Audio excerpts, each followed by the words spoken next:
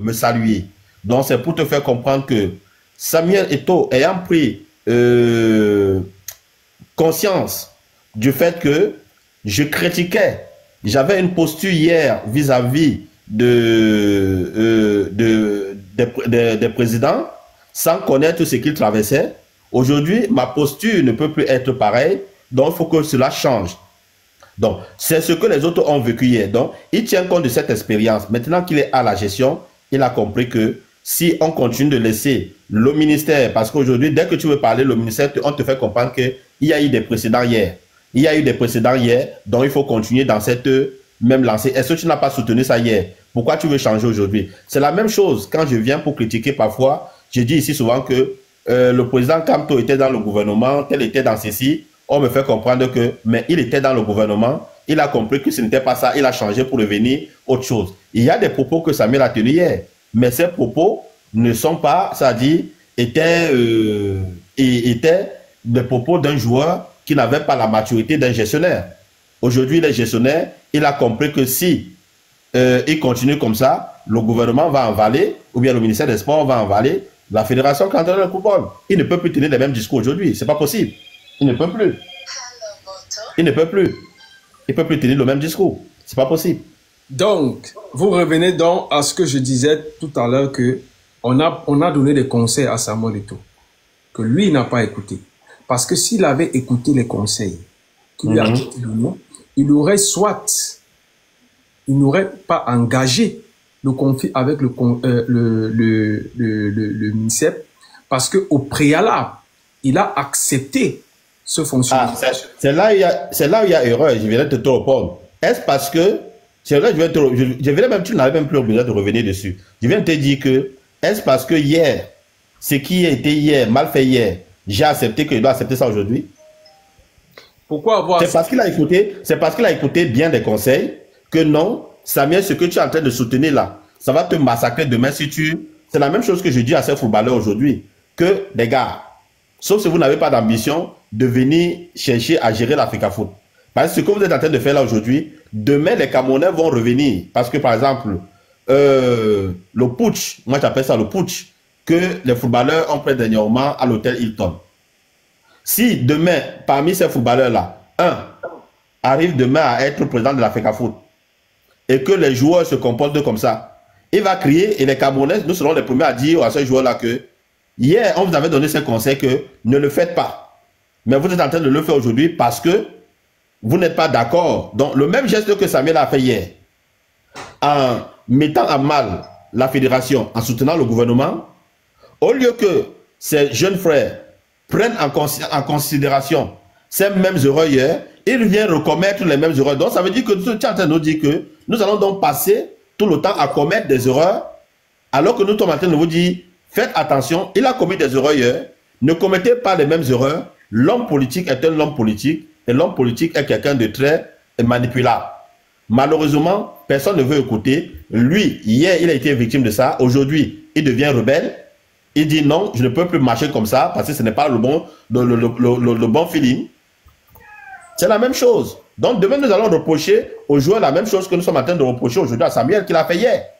C'est la même, c'est la routine. On va s'asseoir à cette question. J'ai DTM qui a une ou deux questions à vous poser.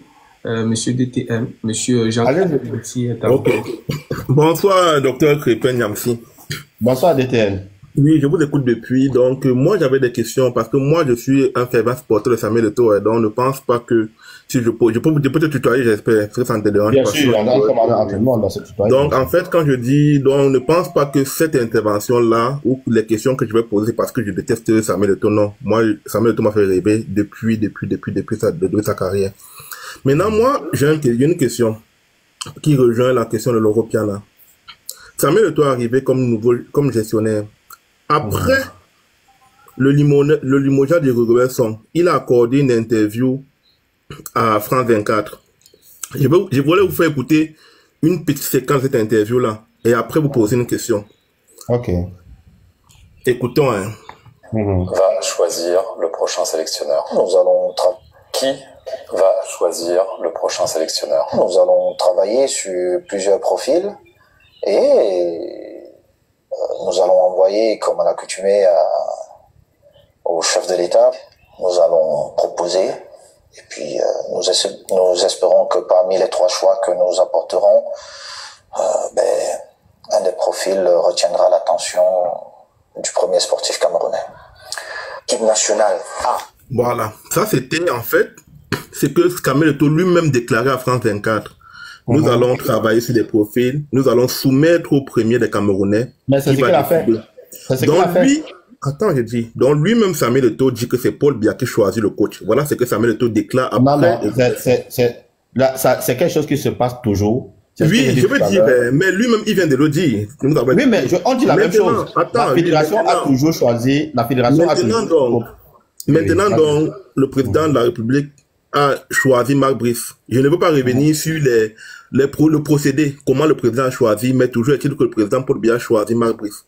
Pourquoi donc Samuel Eto'o qui déclare que c'est Paul Biya qui choisit s'oppose maintenant à Paul Biya? Voilà, qui a choisi Marc Brice? Je peux répondre. Je peux répondre, c'est bon, Paulo, je peux répondre, je peux répondre. Oui, j'ai fini, moi je pose ma question. Le Samuel Eto'o s'oppose, pourquoi? Il s'oppose parce que lui-même, il a dit tout à l'heure, tu nous as fait passer une vidéo, il a dit, nous proposons une liste, et c'est parmi la liste que le chef de l'État, via son ministère, choisit parmi la liste. Ici, le nom a été choisi, pas dans la liste que la FECAFOOT avait proposée, mais sur un autre nom a apparu qui n'était pas le nom que la FECAFOOT a proposé. Voilà le problème. La FECAFOOT a proposé 3 noms. Mais sur les 3 noms, aucun nom n'a été choisi. On est venu nous proposer un autre nom. Voilà le problème. Ok. Ça veut donc dire que Eto'o s'oppose à Paul Biya, mais nous, pour peuple, on croit que c'est le ministre qui a nommé, par exemple, la lettre venait de la présidence. Maintenant, ma deuxième et dernière question, après ça je descends. On est la deuxième et dernière question. Pourquoi la FECAFOOT, si elle voulait engager ce combat, n'a pas simplement dénoncé la convention?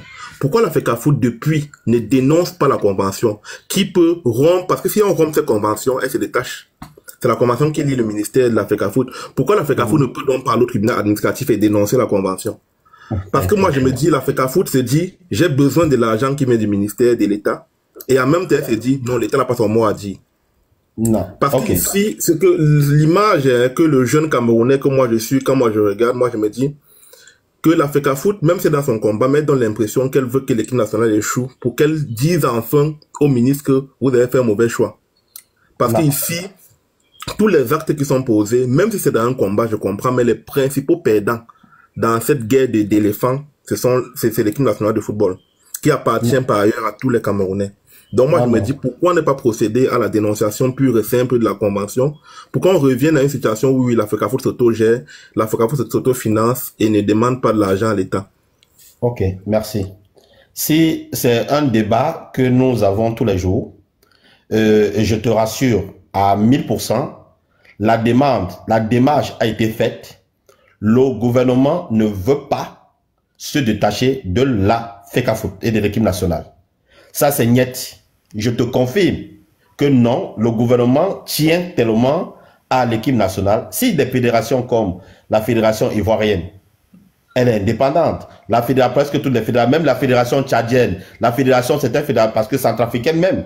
C'est pas parce qu'il y a eu quelques petits problèmes là où le gouvernement veut, tient compte en disant que, si les Cameroun, eux ne lâchent pas, pourquoi nous on va lâcher?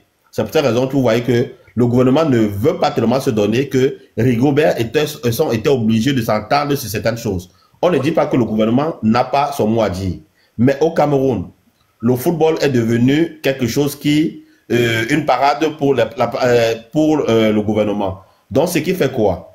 Ce qui fait que tu proposes, tu demandes, parce que n'oublie pas que la convention qui est signée là, c'est une convention c'est des membres du comité de normalisation, tous nommés par l'État du Cameroun, qui ont signé ça, dont les gens du NDPC, qui ont rédigé cette convention et qui ont protégé, qui ont dit non, on préfère, c'est après des échecs de certaines bombes, pas des échecs, des conflits. Parce que pour qu'il y ait un comité de normalisation, il faut toujours que certains Camerounais puissent comprendre. Si aujourd'hui, on n'arrive pas à avoir des comités de normalisation, pourquoi?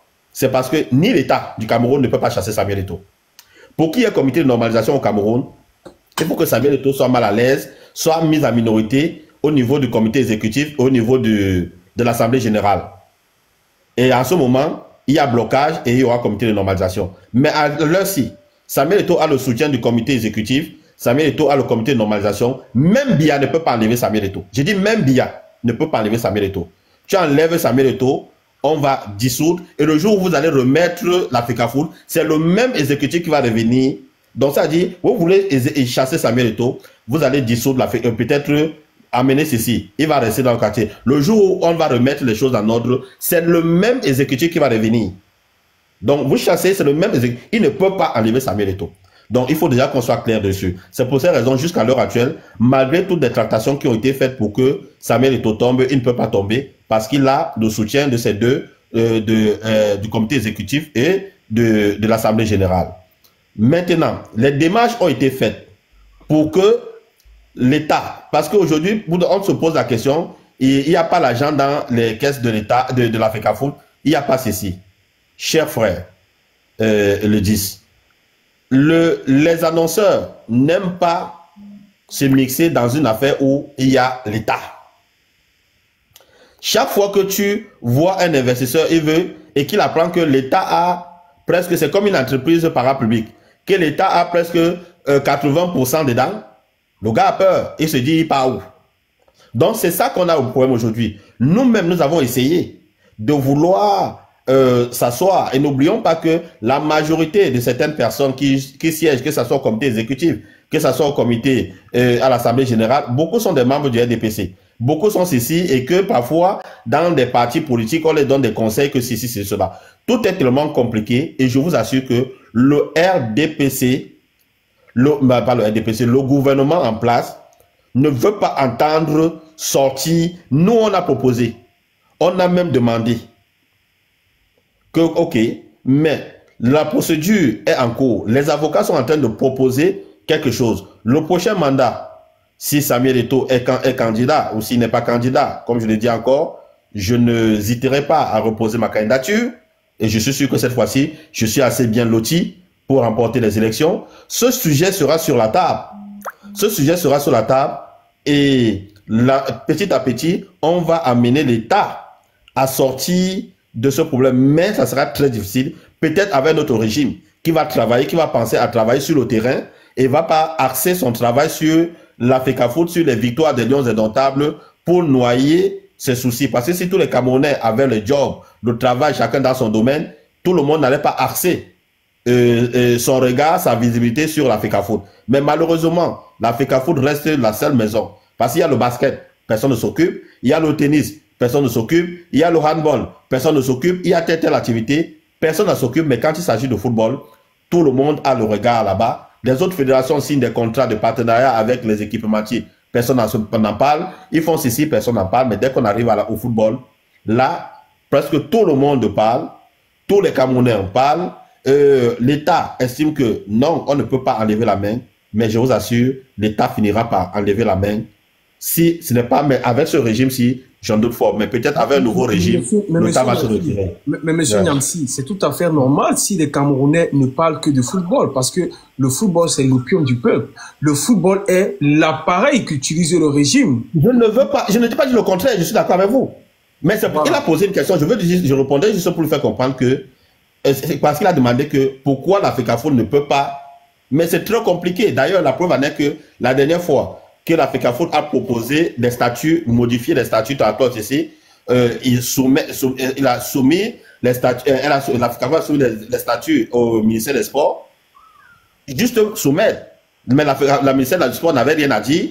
On voulait, c'était un premier test pour voir qu'est-ce qu'ils ont à dire. Mais ils se sont complètement, on a vu les communiqués produits par le ministre des Sports. Tout simplement, c'est juste pour vous dire que ce qu'on est en train de préparer, ce que l'Africafoot est en train de préparer son comité exécutif, c'est pour complètement, petit à petit, sortir de là. Mais je vous dis déjà que ça ne sera pas facile. Mais DTN, rassure-toi que la démarche est en cours, ça a été proposé, mais peut-être, mais ça sera très compliqué. Mais docteur, ils vont passer par le tribunal, j'espère pas, parce que si les démarches derrière, back là, ça ne marche pas au Cameroun, il faut aller au tribunal pour que le peuple soit pris à témoin. qui nomme les magistrats, qui les nomme, qui est ceci. Donc, on a essayé, ça va arriver à ce niveau, le 10, ça va arriver à ce niveau.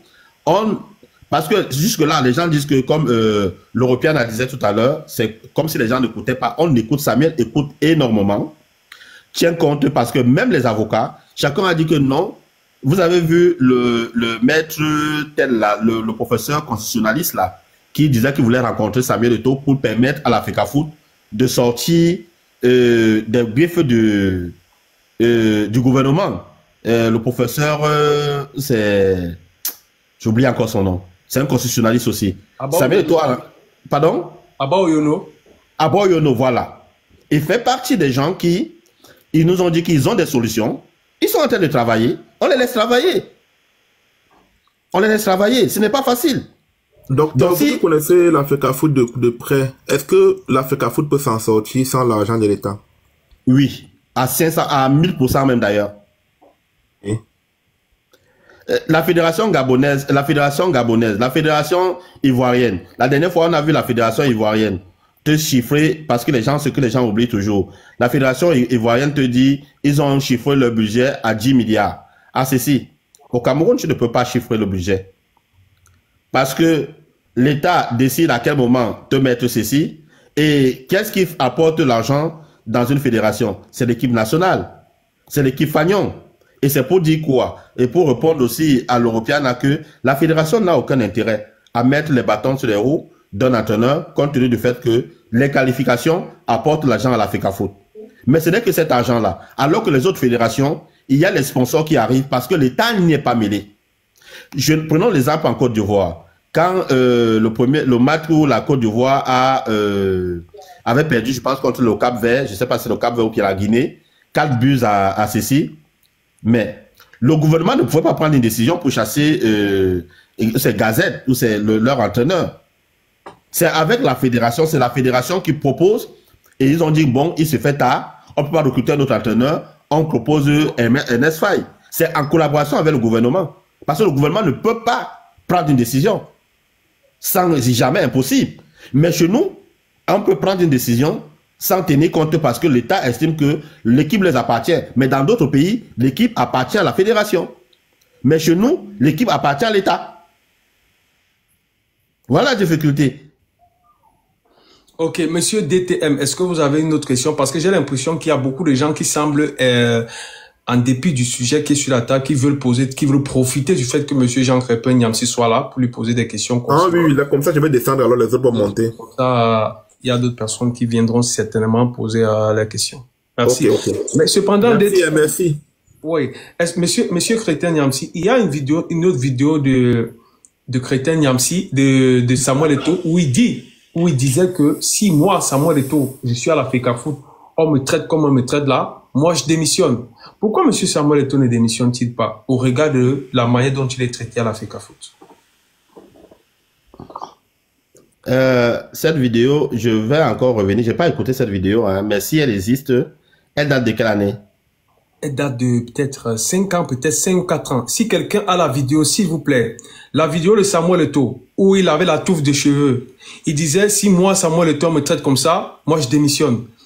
C'est ce que je suis en train de vous dire. Avec Alain Foucault, oui. DMD, si tu as ça, pardon, remonte. Non, il n'y a pas, si vous dites qu'il y a ça, il n'y a pas de souci. C'est juste pour répondre, je vous ai toujours dit tout à l'heure que les erreurs de passé, les erreurs quand quelqu'un n'est pas encore à l'appareil, ne sont pas les mêmes, ne donnent pas les mêmes résultats quand tu es à la gestion.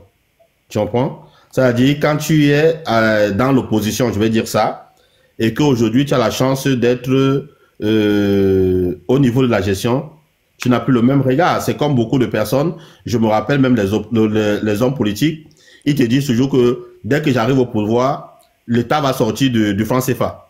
Mais dès qu'il arrive au pouvoir, il se rend compte que pour sortir du franc CFA, ce n'est pas quelque chose de facile. Donc, il y a le débat de l'opposition, et quand on est dans l'opposition, on veut le débat que le peuple a envie d'entendre, mais une fois que tu es à l'appareil, ce n'est plus le même débat parce que tu trouves que c'est plus complexe que ça. Voilà. Donc, Laure Mayor, est-ce que tu sembles avoir dit avoir la vidéo pour que tout le monde, pour ceux qui pense que c'est une fabrication. Hein. Est-ce que tu as la vidéo pour qu'on puisse écouter? Ouais, bonjour. Bonjour, Mayor. Bonjour, docteur. Bonjour, là. Docteur, oui, j'ai la vidéo, mais c'est la vidéo, quand monsieur tu as parlé de missionnaire, il ne parlait pas de président de l'Africa Foot. Il parlait d'un coach, Volker Finke, qu'on avait laissé dans un aéroport quelque part,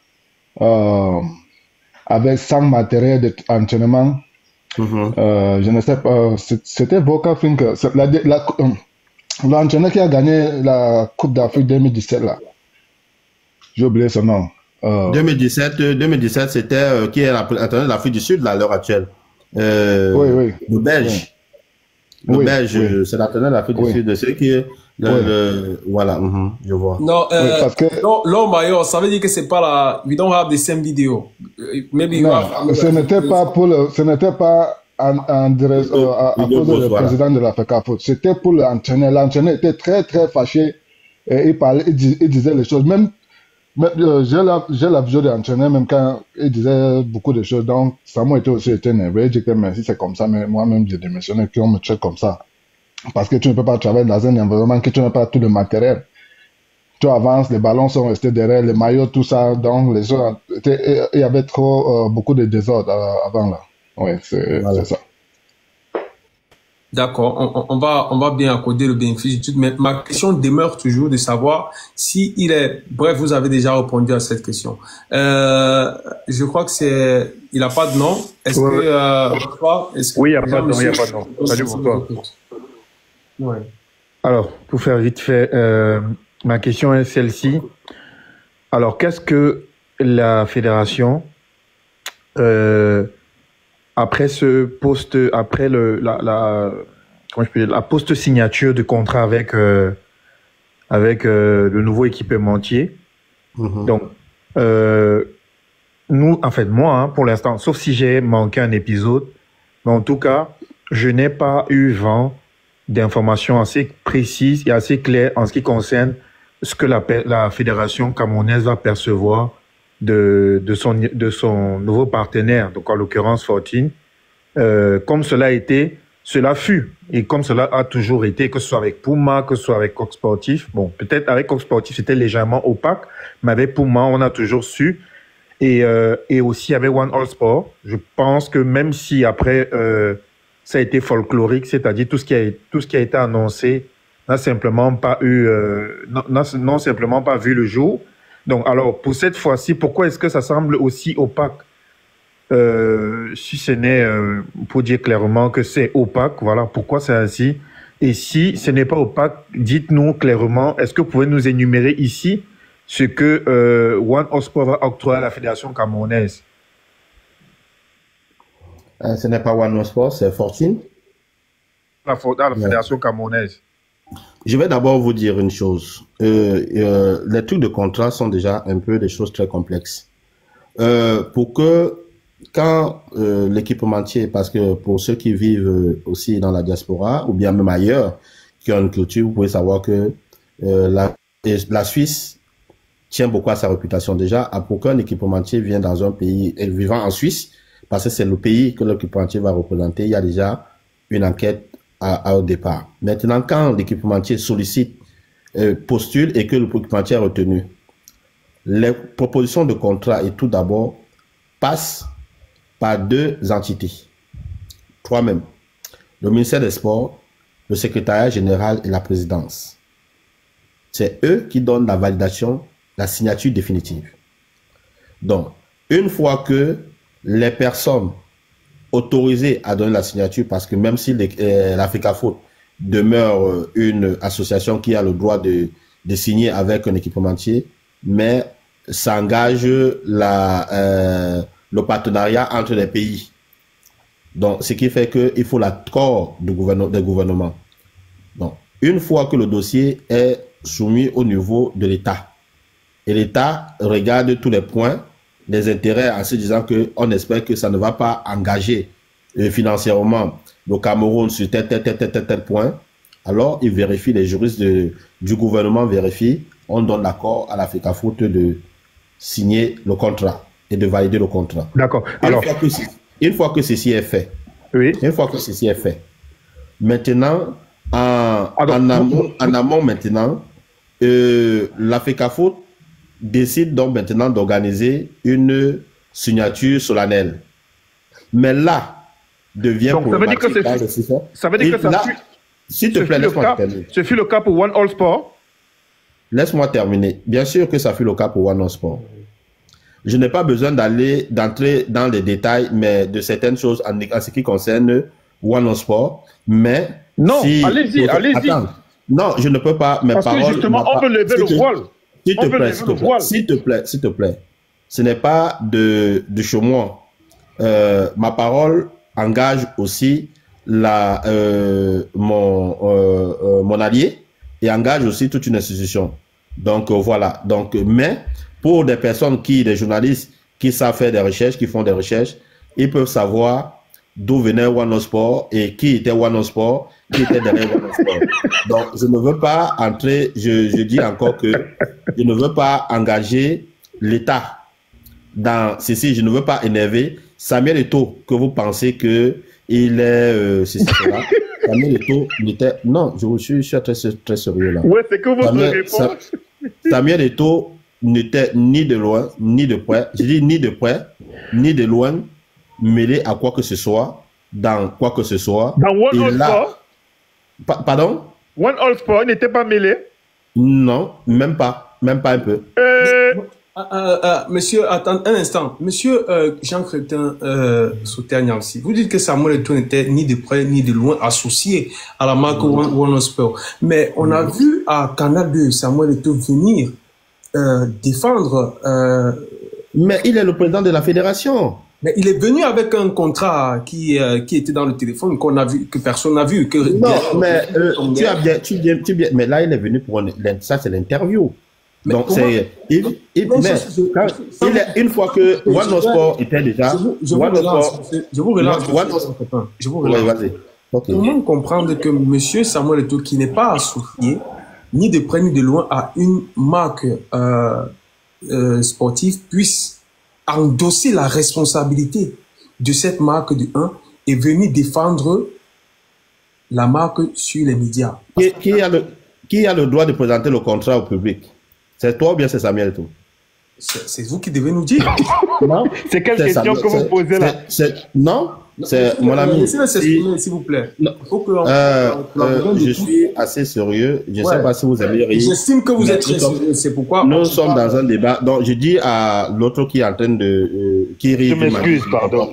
Voilà. Donc, je suis assez sérieux. Donc, je suis en train de dire que Samuel Eto'o est le président de la FECAFOOT. D'accord? Il arrive à la FECAFOOT. Il y a un équipementier qui est soutenu, qui a déposé le dossier, comme dans tout partenariat dans le monde, ou bien dans tout business dans le monde. Quand tu déposes un dossier, tu as toujours ce qu'on appelle, tu établis toujours le lobbying, d'accord, pour que le dossier puisse marcher. Ça, dans tout business dans le monde, sauf si vous me dites que ça n'existe pas. Donc, dans tout dossier dans le monde, tu déposes le dossier, il y a le lobbying. Une fois le lobbying, le dossier par rapport aux autres dossiers présentés, tu as présenté le meilleur dossier, mais on tient aussi compte de la façon dont ton dossier a été proposé et les personnes qui portent ton dossier pour venir négocier. Maintenant, lui, le dossier One All Sport a été un dossier bien monté, bien ficelé, proposé à la FECAFOOT, soumissionné à la FECAFOOT. Samuel Eto'o regarde le dossier, il soumet le dossier à l'appréciation, comme d'habitude, du gouvernement. Et ce dossier, et je le dis encore ici, pour le frangin qui emballe le nom, c'est encore qui? DTM. Moi, c'est Michel. Michel, ok. Michel, je vais te surprendre. Je suis sûr que beaucoup vont copier cette partie pour faire le tour, mais je vais te surprendre. Le One All Sport, le patron de One All Sport sont dans le gouvernement et c'est un ministre. Je n'en parle plus, je n'en dis plus rien. Gardez ça comme ça. Donc, le patron de One All Sport est dans le gouvernement là à l'heure actuelle. Donc j'en ai terminé. Je continue. Est-ce que je peux vous permettre que je rebondisse sur ce que vous venez de dire? Alors là, vous nous envoyez dans des comment on appelle ça? Dans des hypothèses et je n'ai pas fait d'hypothèse. C'est pas une hypothèse. Je te donne une information. Attendez, monsieur.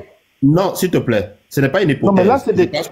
Allez-y. Ce n'est pas une hypothèse. Non. Je pense que c'est... Dans ce cadre, c'est pas une... Il affirme, il dit... Oui, c'est pas... Il affirme, non. Moi, ce que je veux dire, c'est que lui nous envoie maintenant, il nous renvoie à des supputations et des théories, parce que là, on va entrer dans la théorie du complot. Oui, là, voilà, ça, c'est une théorie du complot. Oui, des supputations. Alors que nous, on a vu... Je suis en train de... je te donne une information. Attendez, je dis Michel, je me permets de rebondir sur ce que vous avez dit. Nous, on a vu Samuel aller devant jusqu'à l'usine. Donc, ce n'est que lui, c'est lui que nous, on a vu. C'est lui qu'on a vu présenter le contrat. S'il te plaît. Et tu voulais que... Il va réagir, il réagit. Michel. Et tu voulais que lui, en tant que président de la fédération, tu voulais que ce soit le ministre qui part devant l'usine. Je vais prendre un exemple très simple. Monsieur Jean, je vous relance toujours dans la suite. Quel était donc l'intérêt de Samuel Eto'o dans One Sport? En tant qu'il est président de la fédération, il veut se rassurer. C'est ce que je voulais prendre tout à l'heure là. Prendre le même exemple. Vous dites que quand Fortune arrive au Cameroun, vous comprenez? Quand Fortune arrive au Cameroun, parce que beaucoup aujourd'hui sont là et m'accusent d'être derrière Fortune et tout. Quand Fortune arrive au Cameroun, je prends un exemple très simple. Je suis parti, peut-être parce que je ne publie pas des photos et des vidéos. Il soumissionne, on mène les enquêtes pour être sûr que il y a le bureau, il y a le magasin, il y a ceci, il y a cela. Moi, je suis allé enquêter sur Fortune. Je suis allé à Genève. Je suis allé vérifier, parce que avant que le dossier ne soit, le résultat ne soit définitif, les trois candidatures qui ont été retenues, nous avons fait le travail de terrain. Nous sommes allés voir les magasins c'est-à-dire l'équipementier en question, toucher le matériel, voir leur réseau de fabrication et de distribution, être sûr que nous n'allons plus se retrouver dans la difficulté comme hier avec One Sport. Donc, sur les trois équipementiers retenus, parce qu'il y en avait 7-8, sur les trois donc retenus à la dernière position, on a donc mené les enquêtes. Et sur les enquêtes menées, on a donc, pour cette fois-ci, on a donc décidé de retenir un. Et sur le 1 qu'on a décidé de retenir, on a poussé plus des enquêtes. C'est pour cette raison que vous avez vu que l'offre, après l'appel d'offres, ça a pris presque 6-7 mois pour être sûr, avec toutes les garanties bancaires, avec tout ce qu'il fallait, pour s'assurer que non, cet équipementier va remplir son devoir auprès de ses engagements, auprès de la fédération, auprès de ceci. C'est ce qui a été fait. D'accord. Alors, Monsieur Yamsi, vous me permettez encore de rebondir, s'il vous plaît. Je vais encore un tout petit peu revenir parce que sur ce que vous avez dit précédemment, quand vous semblez dédouaner Samuel. Je ne dédouane pas, je te donne une information. Oui, mais votre information a une portée. Et c'est la portée de votre information que je dissèque là. Alors, je dis ceci, que là, comment je peux dire, le dessin que vous venez de nous dresser est celui d'un Samuel qui est sous-traitant pour un ministre. On est clair. C'est toi, toi qui dis. C'est ce que vous dites. Monsieur. Michel, quand tu dis quelque chose et qu'il veut rebondir, tu laisses rebondir pour qu'après tu reviennes. Sinon, ça découpe bien, on ne s'entend plus et c'est pas bon pour l'audimat. Merci. Monsieur, il faut peser des mots avant de parler de sous-traitant. Je suis en train de sous-traitant dans quoi? Le président de la FECAFOOT, il est président. Donc, avant de prendre une décision sur un équipementier qui est présent, même si il y a le lobbying derrière, il a le droit, le devoir de faire ce qu'on appelle l'inspection des lieux.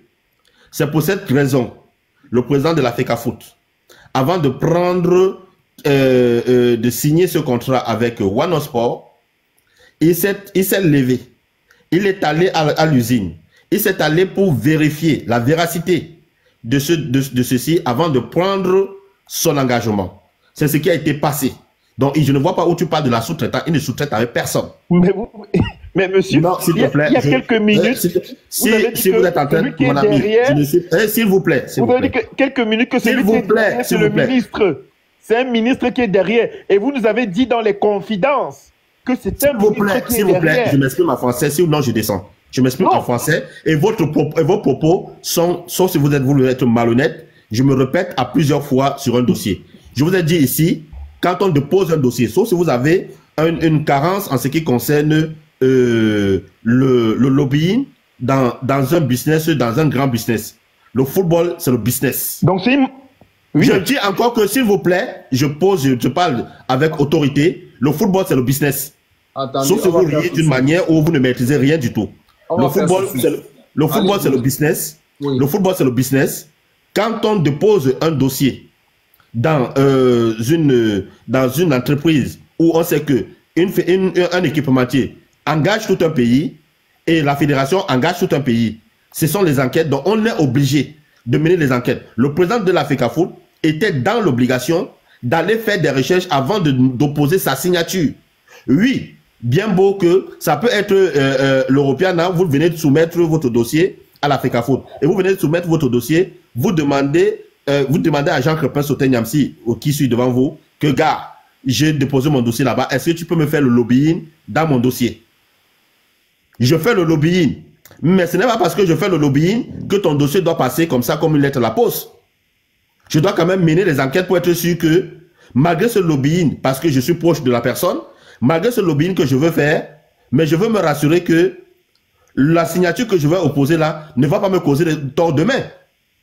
Et c'est ce que le président de la FECAFOOT a fait en allant vérifier et inspecter et être sûr que l'équipementier aura la capacité de nous produire des maillots à temps, aura la capacité de nous produire tout ce qu'on veut, aura la capacité de faire ceci. Quand la FECAFOOT s'est rendu compte que l'équipementier en question qu'on nous a proposé, qui est venu avec toutes des bonnes intentions, parce que ce que le peuple camerounais oublie aussi, c'est que peut-être que l'équipementier One Sport aurait pu remplir son devoir. Mais quand nous avons un peu, parce que pour que l'équipementier aussi puisse remplir son devoir avec le bus, avec tout ce qu'on parle, tous ces ingrédients qui sont dedans, au Camerounais, il a acheté aussi l'original du maillot.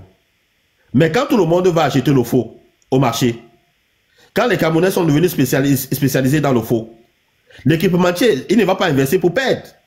Monsieur l'Europeana, vous levez, vous investissez votre argent pour gagner.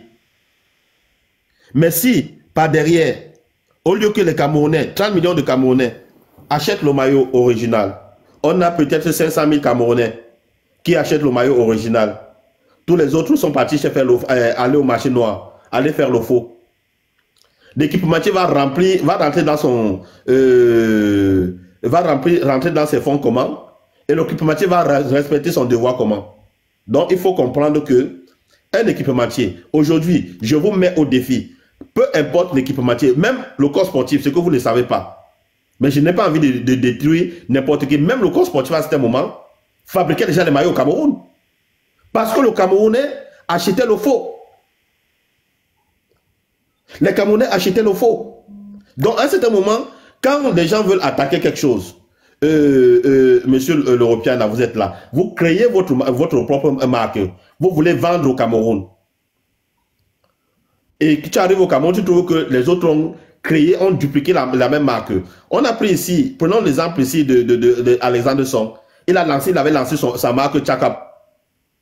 Mais il s'est rendu à un moment quand il a trouvé que la marque Tchakap était fabriquée par d'autres personnes, que les gens ne venaient plus dans son magasin. Qu'est-ce qu'il a fait?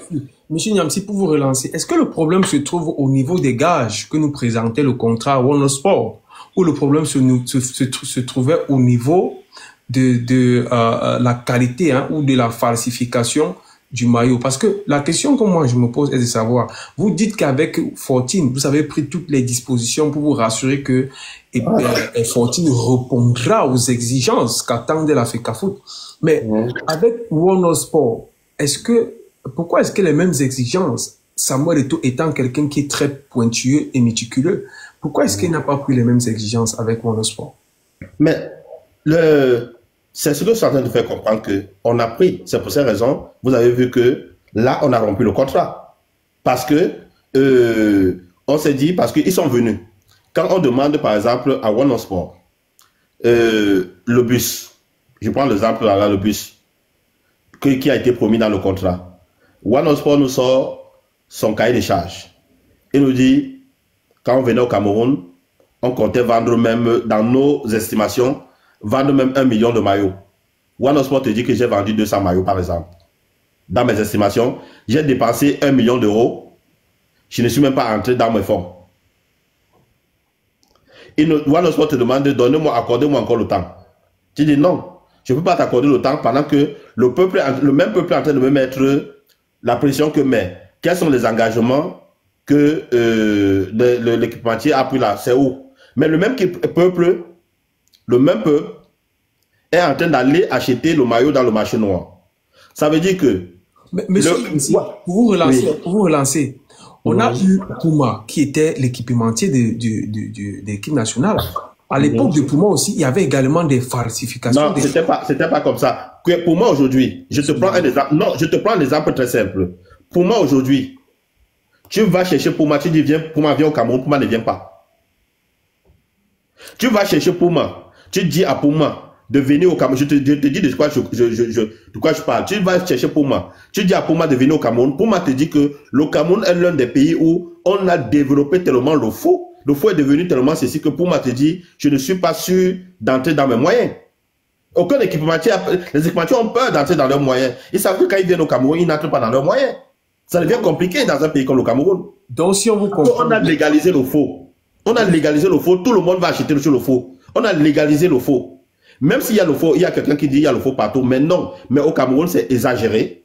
Je vous dis, l'équipementier investit son argent, mais l'équipementier est incapable de rentrer dans son argent quand on va tout le monde acheter. Malgré cet effort, ou l'équipementier, parce que là, l'équipementier, la FECAFOOT a fait des efforts énormes en réduisant les avantages qu'elle pouvait recevoir d'un équipementier. En disant que non, parce que la production d'un maillot, ceci et cela demande énormément beaucoup d'argent. Donc l'équipementier, la FECAFOOT a dit, au lieu de me verser ceci, endosser ça sur ceci, permettez aux Camerounais d'avoir, c'est pour cette raison, le maillot jersey, le maillot de fan coûte 15 000. Où on dit, ce maillot est accessible à tout le monde. Vous comprenez? Ce maillot est accessible à tout le monde. Donc la FECAFOOT a elle-même refusé certains avantages pour permettre aux Camerounais, en disant qu'en faisant ça, sûrement les gens achèteront le maillot original. Et ce n'est pas l'équipementier qui joue. Ici, je ne sais pas, et dans un contrat, s'il y a des juristes ici, ils peuvent te le dire. Dans un contrat, il y a deux parties. Pour parler de présentation de contrat, la FECAFOOT avait bel et bien la volonté de présenter le contrat en public. Mais l'équipementier a dit niet. Et quand l'équipementier dit niet, vous êtes face à un conflit, c'est le niet qui rapporte. Parce que l'équipementier, c'est eux qui investissent leur argent. Et bien ceci, c'est vrai que le Cameroun donne toujours le nom à des marques, mais n'oublions pas que c'est un équipementier, le football. Ce que le football représente au Cameroun, le tennis représente ça en Suisse. Cet équipementier habille la Fédération suisse de tennis. Donc ça veut dire que, comme le football est une doctrine chez nous, le tennis est une doctrine.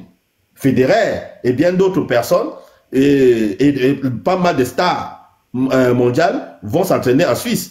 Donc, et cet équipementier Fortune est l'équipementier qui habille la Fédération suisse de tennis, qui habille la Fédération suisse de basket, qui habille la Fédération suisse de handball.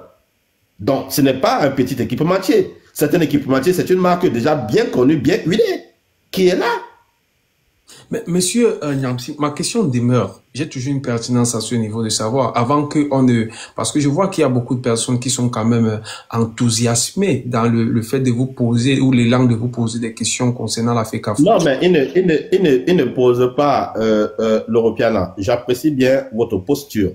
Vous voyez, j'apprécie bien. Mais les gens ne posent pas de questions. Ils viennent juste avec les injures.